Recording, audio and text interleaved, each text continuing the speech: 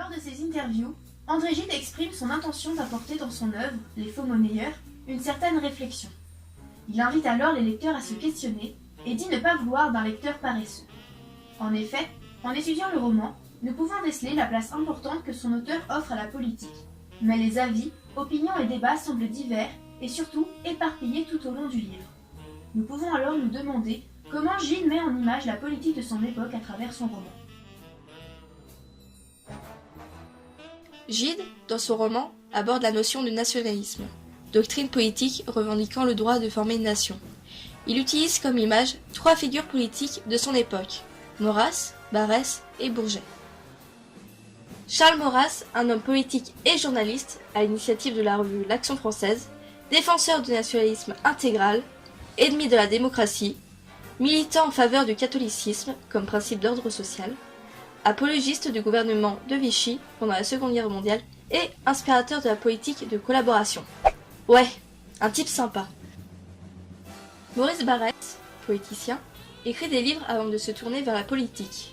Anti-Dreyfusard affirmé, nationaliste traditionnaliste, président de la Ligue de la Patrie française et de la Ligue des Patriotes.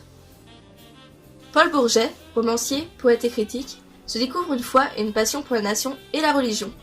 Il est originaire d'Ardèche. Ces 3 personnes ont des idéologies similaires et sont les adversaires majeurs de Gide. Dans Les Faux Monnayeurs, l'auteur les mentionne tous de façon implicite, discrète et éparpillée en guise d'avertissement pour Bernard, personnage en pleine quête personnelle. Par exemple, lorsqu'Édouard juge négativement ce qu'il nomme le régime cellulaire, à savoir la comparaison de la famille à une cellule unie et indivisible, il s'agit d'une critique implicite de l'auteur lancée à Bourget, qui défend l'idée d'une famille comme point central d'un individu. Pour Gide, cette cohésion est une simple comédie sociale. Le roman en lui-même oppose 2 structures sociales.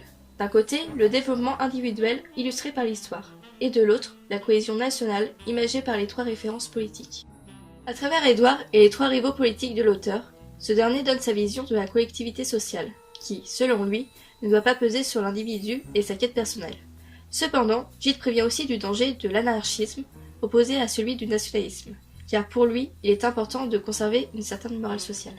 En s'affirmant contre les idées de Maurras, Barrès et Bourget, Gide remet en cause le fait de suivre le mouvement social et aborde le côté positif de développer sa propre singularité pour devenir un individu unique et complet.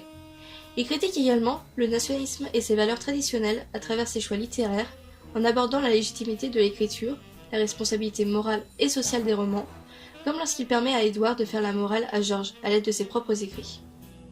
Toutefois, Gide ne s'attaque pas aux 3 figures politiques de façon ouverte. En effet, il opte pour une démarche indirecte, imprécise et dispersée dans le roman en simples références qui sont par la suite démantelées par les actions ou propos des personnages. Enfin, Gide prend position contre les convenances conservatrices et nationalistes en intégrant des personnages divers avec des caractères définis comme décadents pour l'époque, comme des individus LGBT, protestants, anarchistes, etc. Nous avons donc une œuvre présentant des protagonistes variés dans la personnalité, la singularité et la vie politique.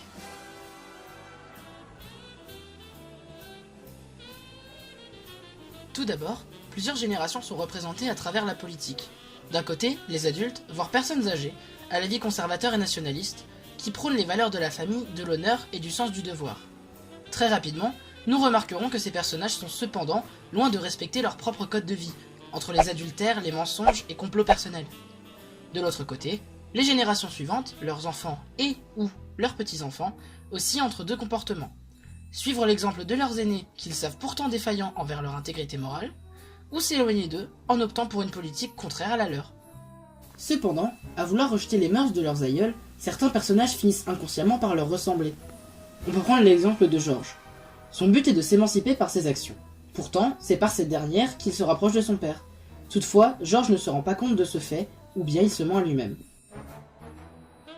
Gide, dans son journal, explique qu'il ne connaît pas la vie politique de ses personnages. Il les découvre au fil du texte et des dialogues.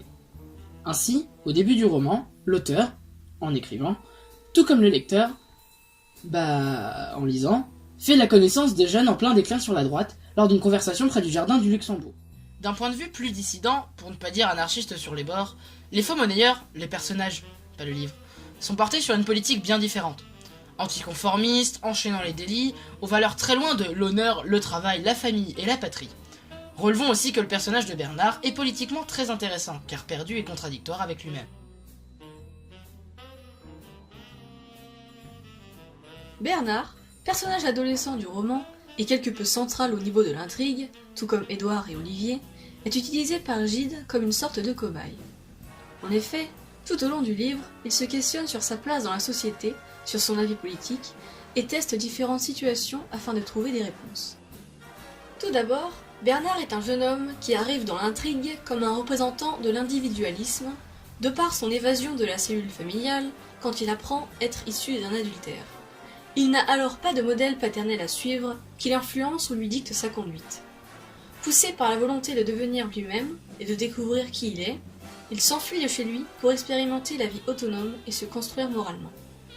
Ce point est la première contradiction du protagoniste, puisqu'à la fin du roman, ayant obtenu les réponses qu'il cherchait, il retourne vivre auprès de son père adoptif.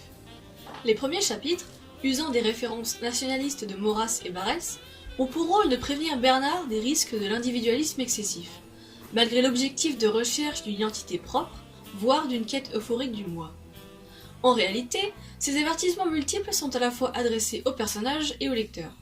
La constitution du roman est amenée avec ambiguïté autour de Bernard pendant qu'il expérimente diverses pistes sociales et politiques, ce qui permet à Gide d'articuler un discours engagé mais implicite, et sans donner de conclusion par une volonté de laisser le lecteur trouver lui-même son opinion. L'auteur souhaite que le lecteur s'identifie à Bernard et qu'il remette en question ses propres certitudes pour chercher de nouvelles réponses, en même temps que le protagoniste. C'est pourquoi le discours de Gide est volontairement instable, ouvert et contradictoire. Le narrateur suit le parcours de Bernard avec un double regard, à la fois discréditant et valorisant envers l'individualisme. Si Bernard suit depuis le début une voie individualiste, il est néanmoins tenté au cours de sa quête spirituelle par le nationalisme, ressentant un besoin de trouver sa place dans le monde. Dans le chapitre dédié à sa lutte contre l'ange, on imagine ce dernier comme l'incarnation de la tentation. Seulement, après que le jeune homme ait expérimenté ce mouvement, lors d'une réunion d'extrême droite, il en vient à la conclusion que ce n'est pas la réponse qu'il recherche, permettant ainsi à l'auteur de critiquer implicitement cette doctrine politique. Nous suivons donc, au long du roman, une oscillation entre deux droits difficiles à concilier. Celui pour chacun de découvrir et affirmer son identité, ainsi que sa singularité, et celui, pour la société, de maintenir sa cohésion, quitte à instaurer des limites à l'épanouissement de l'individu. Au terme de sa quête, Bernard, personnage jugé décadent par les valeurs traditionnelles, homosexuel, bâtard et ayant fui les siens par égoïsme, parvient à la conclusion qu'appartenir à une famille est une nécessité. De ce fait, il prend la décision de retourner auprès de son père. À travers ce choix, on aperçoit un personnage qui, après tant de doutes, arrive à trouver un équilibre entre épanouissement personnel et cohésion sociétale. Pour conclure, remarquons que Gide, à travers son œuvre et le vécu de ses personnages, met en garde les lecteurs contre le danger du nationalisme en politique. En permettant à Bernard d'approcher de ses idées, puis de les réfuter en estimant qu'elles ne lui conviennent pas, il peut exprimer sa propre opinion de gauchiste avéré. De gauche engagée. Il est par la suite possible de noter le rapport que l'auteur établit avec la jeunesse des époques futures. En effet, l'une de ses citations les plus célèbres est « Je n'écris pas pour cette génération, mais pour les suivantes ». Nous y décelons là une volonté de s'adresser aux prochaines générations, et ainsi comprendre que la mise en garde qu'il fait est en réalité un message pour ces adolescents d'une société à venir. Nous pouvons alors nous demander quel impact ce livre peut-il avoir sur notre génération, condamnée à étudier le roman pour le programme de littérature, et nous questionner sur son lien avec l'actualité, le nationalisme étant toujours présent dans la politique.